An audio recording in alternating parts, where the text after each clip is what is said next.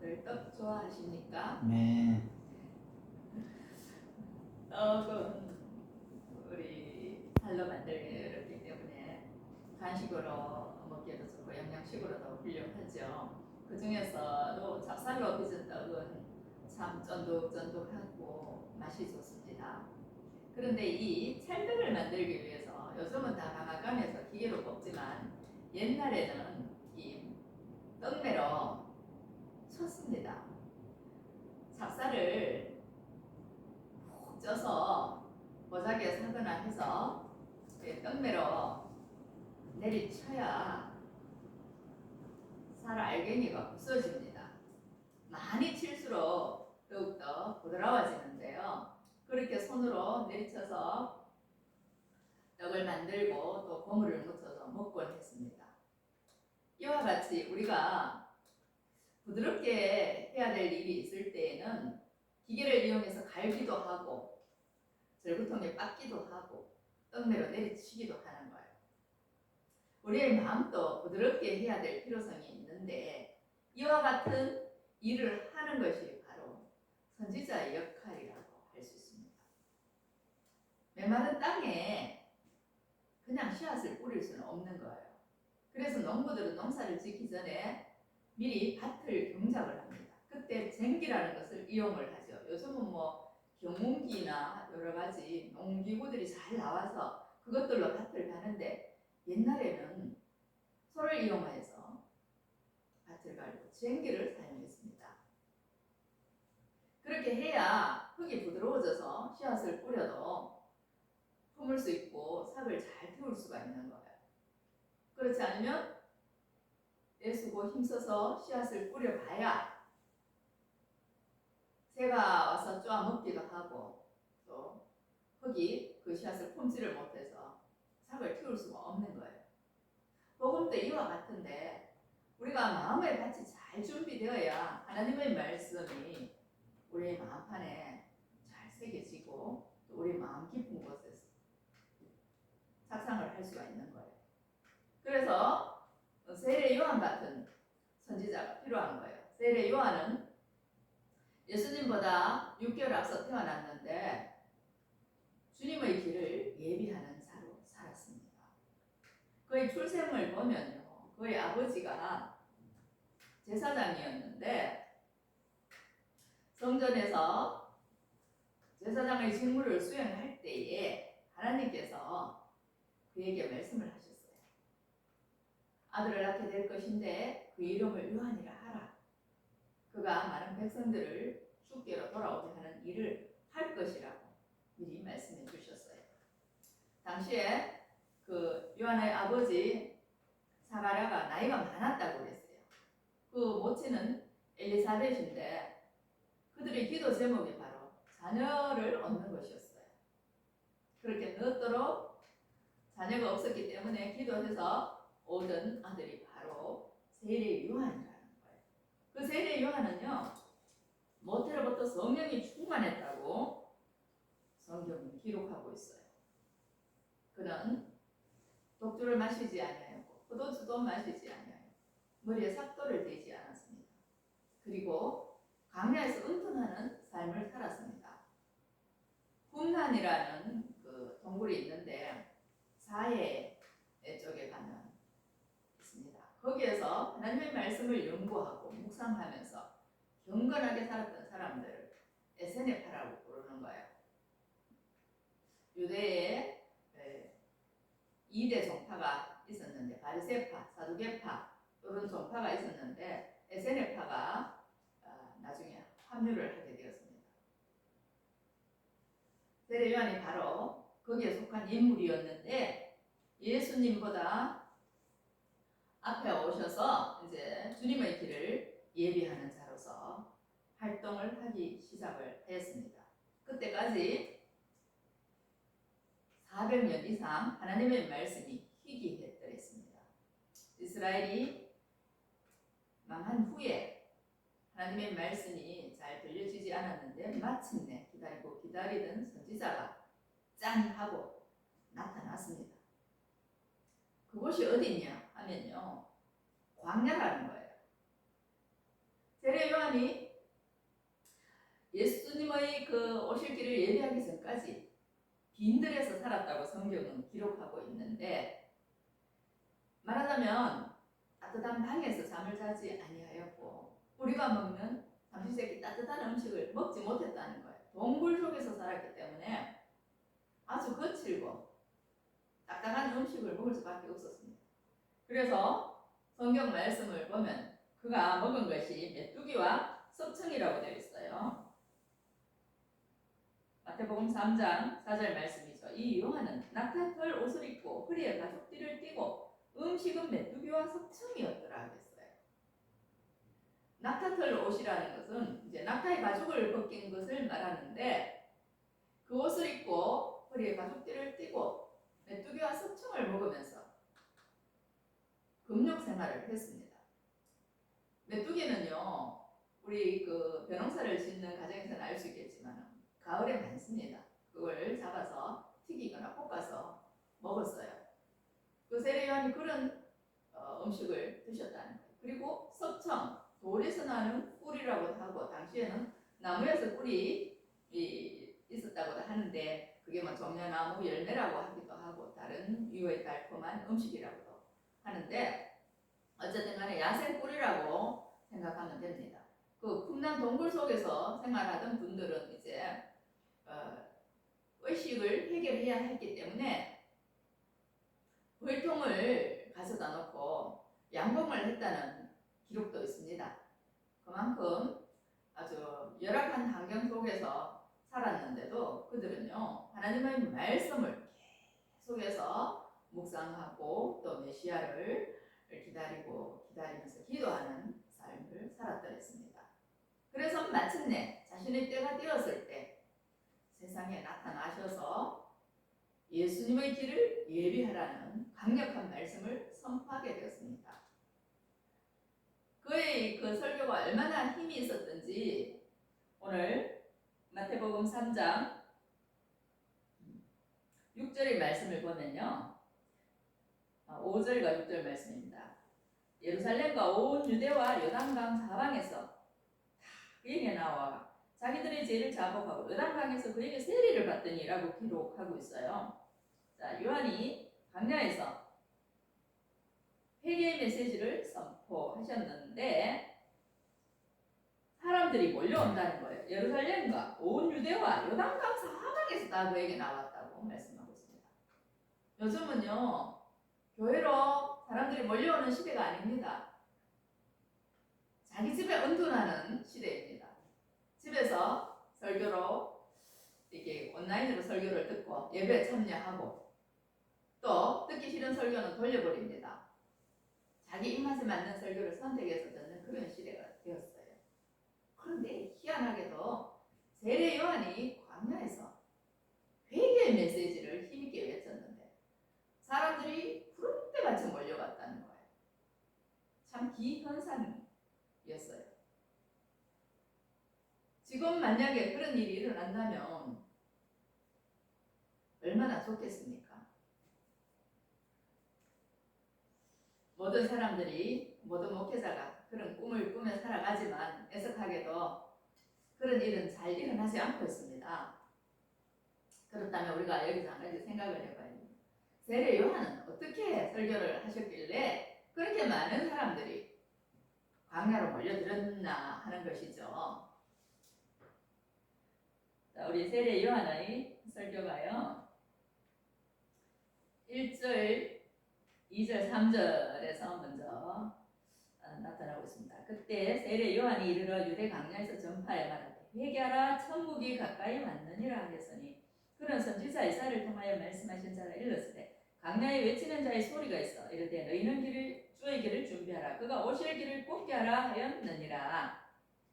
자, 세례 요한이 유대 광야에서 이제 말씀을 전파했다는 거예요. 광야는 어떤 곳입니까? 메마르고 건조하죠. 사람이 거주하기가 힘든 곳입니다. 세례 요한은 그때까지 빈들에서 동굴 속에서 살다가 나타난 곳이 광야라는 거예요. 광야에 나타나서 회개하라 천국이 가까이 왔다 이렇게 외쳤습니다. 이 말씀은 이미 오래전에 선지자가 예언했던 말씀이에요. 광야에 외치는 자의 소리가 있어야 되는데 너희는 주의 길을 준비하라. 그가 오실 길을 곱게 하라.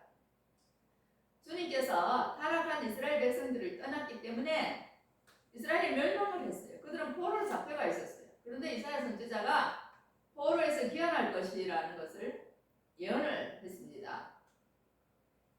그 말씀이 바로 포로에서 돌아올 길을 준비하라는 거예요. 광야를 지나서 이스라엘로 돌아오게 되죠. 그래서 우리가 하나님께로 돌아오는 것도 마찬가지입니다. 광야의 시간을 거쳐서 하나님께로 돌아오는데요. 그때 필요한 것이 주님의 길을 예비하는 거예요. 준비하는 거예요. 그것이 바로 회개라는 겁니다. 회개를 어떻게 해야 하는가? 사람들은 뭐가 회개인지 잘 모르고 있습니다. 이것은 하나님의 말씀을 잘 알지 못하기 때문에 오는 일일 수도 있고요. 때로는 회개가 잘 되지 않아서 알면서도 못하는 경우도 있습니다. 말처럼 쉬운 게 아니거든요.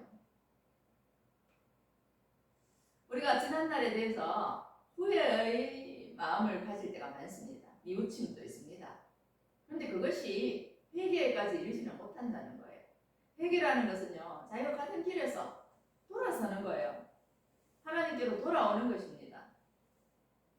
누가복음 15장에 보면 탐자가 아버지의 유산을 받아서 미리 받았죠. 그것도 먼 나라로 갔다가 허랑방탕하여 그 유산을 다 탕진하여 버렸습니다. 그리고는 남의 나라에서 돼지를 치게 되죠. 그런데 속도로 고생을 하고 돼지 냄새가 나는 그러한 열악한 환경 속에서 일을 해도 먹을 것을 주는 사람이 없었습니다. 돼지가 먹는 지엄나무 열매도 주지 않는 거예요. 그래서 그가 마침내 후회를 하고 회개를 하고 하나님의 집으로, 아버지의 집으로 돌아오게 되었죠. 인생 광야라는 것을 통과해서 마침내 하나님의 집으로 돌아오게 된 것이에요. 이와 같이 우리가 빈들이라는 경험을 해봐야 회개라는 그러한 감정을 갖게 되는 거예요. 또 회개라는 그러한 시간을 통하여서 하나님의 나라가 어떤 것인지를 알 수 있게 되고 진짜 하나님의 나라 시민이 될 수 있는 거예요. 회개는 감정 플러스 의지의 결단입니다. 그냥 감정적인 회개만을 의미하는 것이 아니고 내 잘못했습니다. 다시는 안 그럴게요. 거기서 그치는 것이 아니라 행동의 수반을 의미하는 거예요. 오늘 본문을 보면 요한이 이 회개의 메시지를 선포하는 현장에 독특한 사람들이 등장하는 거예요. 7절 말씀인데 요한이 많은 바리새인들과 사두개인들이 세례 베푸는 데로 오는 것을 보고 이르되 독사의 자식들아 누가 너희를 가르쳐 임박한 진노를 피하라 하더냐. 바리새인과 사두개인들은요 당대의 그 신앙의 두 그룹들이었습니다. 경건 생활을 아주 강조하고 율법을 연구하는 사람들이었어요. 그 사람들은 기도도 길게 하고 금식도 많이 했어요. 특히 바리새파 사람들이 그랬죠. 반면에 사두개파 사람들은 예루살렘 성전을 중심으로 좀 고상하게 고급스럽게 신앙생활을 하는 사람들이었죠. 그러니까 정치인들하고 교류를 하고 또 경제인들과 교류를 하면서 나름대로 풍족하게 부유하게 지내는 사람들이 사두개파 그룹이었습니다. 그런데 이 막강한 종교 지도자 그룹이 세례 요한이 설교하는 현장으로 온 거예요. 세례 요한이 요단강에서 세례를 베푸는데 그곳으로 찾아온 겁니다. 그들이 구경하러 왔는지 자기들을 따르는 백성들이 세례 요한 얘기로 가니까 구경하러 왔는지 아니면 진짜 세례 요한의 설교에 감동이 되었는지는 알 수 없지만 오늘 본문을 보면요 세례 요한을 경계하고 감시하러 왔던 것이 아닌가 하는 생각이 듭니다. 세례 요한이 얼마나 그들에게 독서를 퍼부었는지 독사의 자식들아 누가 너희를 가르쳐 임박한 진노를 피하라. 그러므로 회개에 합당한 열매를 맺고 속으로 아브라함이 우리 조상이라고 생각하지 말라. 내가 너희에게 이르노니 하나님의 능히 이 돌들로도 아브라함의 자손이 되게 하시다. 10절에서는요. 이미 도끼가 나무 뿌리에 놓여있으니 좋은 열매를 맺지 아니하는 나무마다 찍혀 불에 던져지리라. 아주 그냥 신랄한 말씀을 하셨어요. 이미 도끼가 나무 뿌리에 놓였다. 심판의 날이 나무 뿌리에 놓여있다. 회개 합당한 열매를 맺지 아니하면 찍혀서 불에 던져진다. 이 불은 뭡니까? 심판입니다. 신랄한 책망을 종교 지도자 그룹에게 날려버리겠습니다. 그런데요, 민중들은 속이 시원했을 것입니다. 왜냐하면 그들이 올바르게 백성들을 인도하지 아니하여서 목자에는 양과 같이 흩어져 버렸습니다. 민중들은 영적으로 목마르고 줄이고 배가 고픈 거예요. 메시아에 대한 간절함이 있는 거예요. 참 목자를 기다리고 있는 거예요. 그때에 세례 요한이 나타나서 멋지게 설교를 하니까 군중들이 세례 요한을 따라가게 되는 거예요. 그리고 이제 진짜 메시아가 나타났나 보다 하면서 반호를 하기 시작했어요. 그런데 세례 요한은요, No! 나는 메시아가 아닙니다.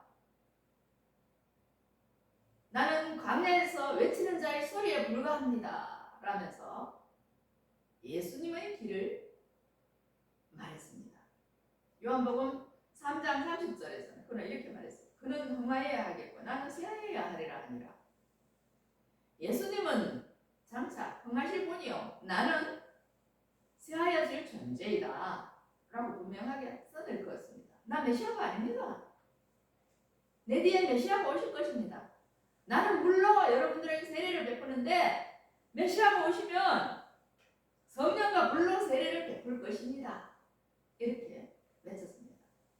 물 세례는요, 우리가 이전의 모든 잘못된 행실에서 돌아서서 하나님의 자녀로 살겠다는 외형적인 상징이고 또 제사함을 받는다는 그러한 상징이고 표현입니다. 공적으로 하나님의 자녀가 되겠다는 의식입니다.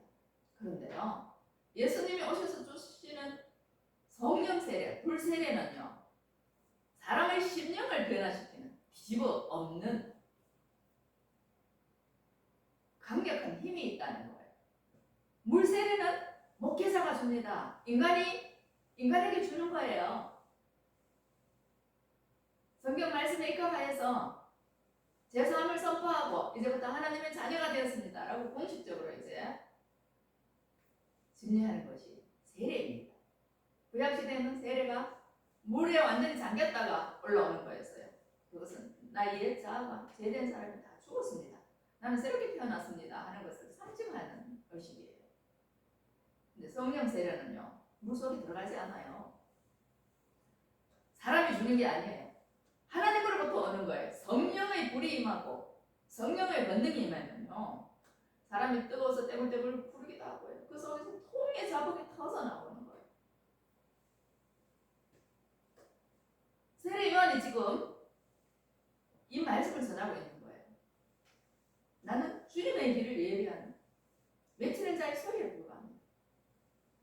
참으로 여러분들을 회개에 합당하게 열매를 맺을 수 있도록 변화시키는 분은 예수님입니다. 그러기 위해서 여러분들 먼저 마음의 밭을 갈아엎어야 됩니다. 딱딱하고 메마르고 고집불통인 그 마음들을 하나님의 말씀으로 좀 부드럽게 만드십시오. 자신의 죄들을 보고 회개하십시오 라고 신랄하게 외치는 거예요. 그 말씀이 먹혀 들어간다는 것은요, 그 시대의 사람들이 그만큼 갈급했다는 것을 의미합니다. 그들의 삶이 요한이 살았던 빈드레스의 삶과 같았다는 것을 의미하는 거예요. 여러분들 빈드레스 살아보신 적이 있나요? 빈드레스 살아보신 적 없죠? 그러나 정신적으로는 빈드레스의 경험이 있을 것이에요. 내가 등 따시고 배부르게 잘 먹고 잘 사는데 내 정신은 너무나도 핍박하고 메마르고 딱딱합니다. 말라 비틀어진 빵 조각 같습니다. 그런 분들이 있을 거예요. 영적으로 어떻습니까? 헐벗고 추려서 죽을 것 같습니다. 그런 사람들이 있을 거예요. 그때 하나님의 말씀이 들리면 이제 맛있고 달게 느끼시는 거예요. 메마른 땅에 비가 내리면 벼들이 물 먹는 소리가 막 들립니다. 그것처럼 우리 메마른 심령에 은혜의 담비가 쏟아질 때 쭉쭉 빨려 들어가는 소리가 나타나는 거예요. 지금 요한의 설교가 그렇다는 거예요. 하나님 나라 시민이 된다는 거 그게 크게 어려운 게 아닌데 회개하고 주님께만 돌아오면 되는데 그게 쉽지 않다는 거예요. 미국 사람들이요. 우리나라 사람들이 미국 시민권 받는 거 의외로 간단하더라고요. 부모가 미국에 가서 자녀를 출산하면 그 자녀는 미국 시민권자가 되는 거예요. 이것을 출생지 우선주의라고 하는데 참 간단하더라고요. 그럼 미국에서 태어나기만 하면 미국 시민이 되는구나. 그래서 가끔 원적 출산을 하는 경우가 있죠. 아이고 계획상 내고 미국 가서 출산만 하면 미국 시민이 되는데 그 간절한 바람이 있는 사람은 그렇게 하지 않겠습니까? 천국 시민이 되는 것도 그와 같이 쉬운 거예요. 내가 하나님 나라의 시민으로 살아야겠다는 간절함이 있는 사람들은요 회개만 하면 되는 거예요. 회개하고 주님께로 돌아오기만 하면 되는 거예요. 얼마나 쉬운 일인지 모릅니다. 그런데 그게 말처럼 쉽지가 않더라는 거예요. 왜냐하면 마음으로는 꿀 것 같은데 행동이 안 따라오는 사람이 있고요. 또 마음은 원이로되 육신이 약한 경우도 있는 거예요. 진짜 회개는 마음도 와야 되고 행동도 따라오는 거예요. 그래서 회개에 합당한 열매를 맺으라고 세례 요한이 말씀하는 거잖아요. 회개에 합당한 열매는 우리가 영으로 거듭나는 것을 중생이라고 하는 거예요. 우리가 천국 시민이 된다는 것은 영으로 거듭나는 것을 의미합니다. 사람이 뭐 육체적으로 거듭나는 것, 다시 태어나는 거 아니에요. 영으로 태어나는 것. 이것을 중생이라고 하죠. 사도행전 3장 19절에서는 회개에 대해서 이렇게 말씀합니다. 그러므로 너희가 회개하고 돌이켜 너희 죄 없이 함을 받으라. 이같이 하면 새롭게 되는 날이 주 앞으로부터 이를 것이요. 회개하고 돌이키라는 거예요. 행동의 수반을 요청합니다. 회개하고 돌이키면 죄 없이 함을 받는다는 거예요. 그러면 새롭게 되는 날이 주님께로 이를 것이다. 고린도후서 7장 10절에 이렇게 말씀합니다. 하나님의 뜻대로 하는 것이면 후회할 것이 없는 구원에 이르게 하는 회개를 이루는 것이요 세상 근심은 사망을 이루는 것이니라. 하나님의 뜻대로 우리가 근심할 때가 있어요. 말씀대로 내가 못 살아서 근심할 때가 있어요. 그때 하는 근심은 구원에 이르게 하는 회개를 가져온다는 거예요. 그러나 세상 근심은 사망을 이루게 한다. 맞죠? 우리가 세상에서 근심 염려할 게 많습니다. 그것은 회개에 이르지 못하는 거예요. 세상 것들은 다 우리를 사망으로 끌고 가는 거예요. 하나님의 뜻 따라 살고 하나님의 뜻에 따라서 근심을 하다가 회개하게 되면 구원에 이른다는 거예요. 그런데 아무리 우리가 구원의 말씀을 외치고 회개의 말씀을 외쳐도 청중들의 반응이 없으면 듣는 사람이 반응을 하지 않으면 그만입니다. 하나만한 설교라는 거예요.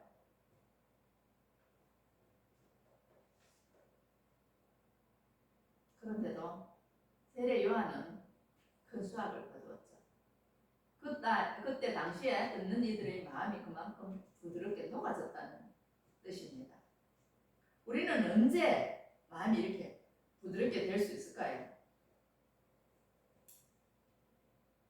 아직 깊은 강야를 통과하지 못했기 때문에 그럴 수도 있고 또 여러 가지 현실의 즐거움이 많기 때문에 회개의 필요성을 못 느낄 수도 있습니다.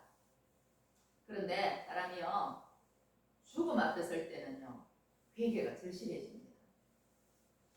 문예 부흥기 이탈리아에 노렌조 메디치라는 사람이 있었습니다. 그 사람들은 인문학과 예술에 많은 관심을 뒀고 또 사람들을 많이 길러냈습니다. 많은 사람들을 구원하면서 융성한 예술과 문화의 발전을 가져왔습니다. 그래서 그 나름대로 번성하고 그 가문이 막강한 영향력을 행사하게 되었는데 그분이 죽음이 임박했을 때 이제 지옥에 떨어질까 매우 공포스러웠습니다. 그래서 당시에 유명했던 사보나 노요라라는 수도사를 초청했습니다. 이제 수도사가 메디치에게 이런 요구를 했습니다. 강탈한 재산을 원소유자에게 돌려주십시오. 감옥에 가두어둔 정적들도 석방해 주십시오. 메디치가에 대항했던 사람들이 많았는데 그 사람들을 감옥에 가두었습니다. 그리고 많은 사람들의 재산도 약탈을 했다는 거예요. 사보나 노yor라가 아주 부유한 생활을 마다하고 하나님의 말씀을 전하는 이로 살았는데 강력하게 메디치가를 책망을 했죠. 메디치가 이제 죽음을 목전에 두고 이 요구에 동의를 했어요. 그런데 한 가지 요구가 더 있는 거예요. 플로렌스인들의 자유도 회복시켜 주세요. 피렌체, 이탈리아의 피렌체가 유명한데 그곳을 플로렌스라고 하는 거예요. 그 사람들 자유롭게 해주세요. 요구를 했습니다. 그런데 메디치가 거절을 했어요. 이 요구는 들어주기가 힘이 들었다는 거예요.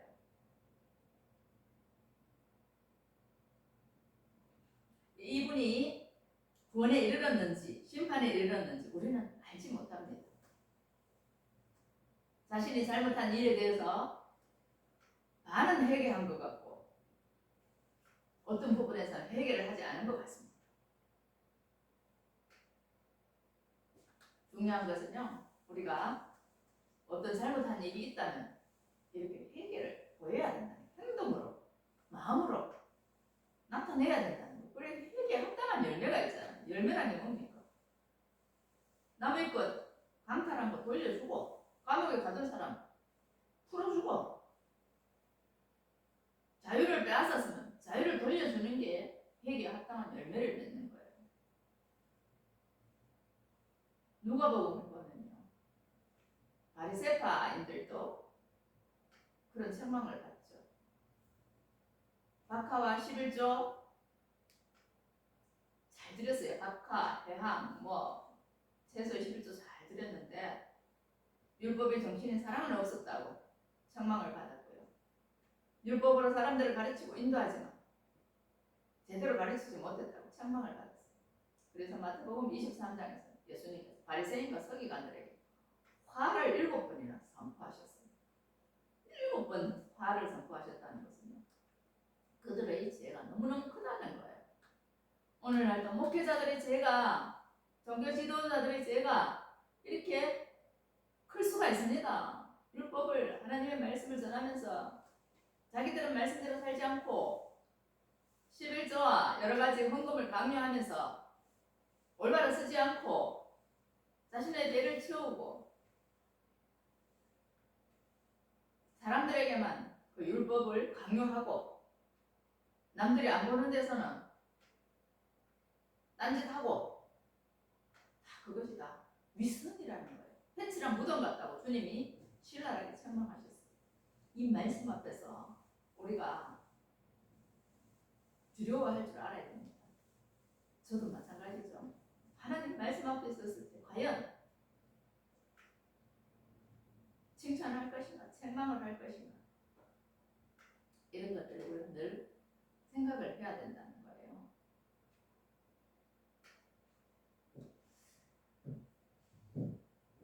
이런 책망을 받지 않으려면 우리가 빈들이 되어볼 필요가 있는 거예요. 자주 빈들에 나가봐야 되고 빈들의 경험을 자주 해야 되는 거예요. 너무 부유하고 배가 고프고 살이 찌면요 죄도 많이 따라오고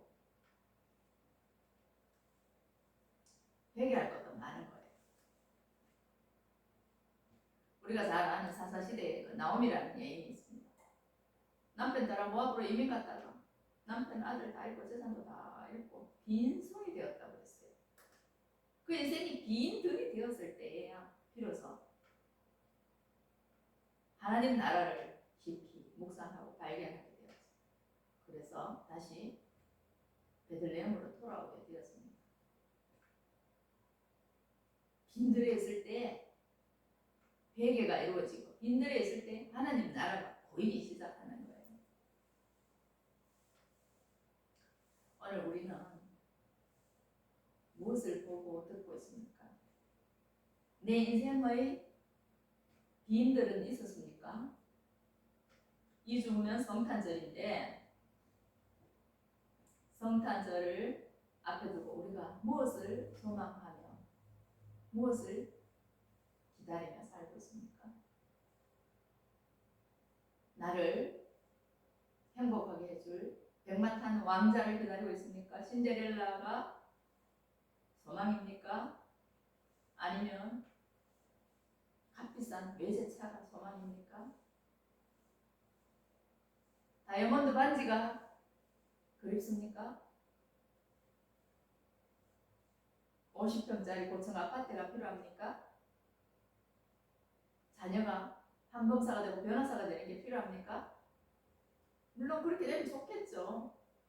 그런데 인생은 우리 뜻대로 되지 않습니다. 그런 것들 때문에 오히려 우리가 빈들이 될 때도 있는 거예요.